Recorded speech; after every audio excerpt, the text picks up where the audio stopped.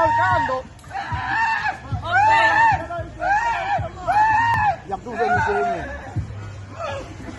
¡No vamos!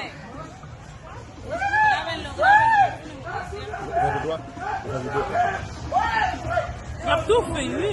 Tu dis attention. T'as foutu un seca là. Mais ben, même notre là, puis on va... À qui tu es passé?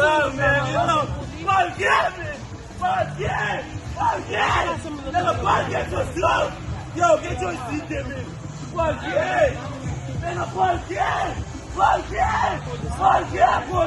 Aí a bola de na plage. Fica cá. Yo, pelo porquê? Yo, me duele. Pelo papá, yo no sé, no.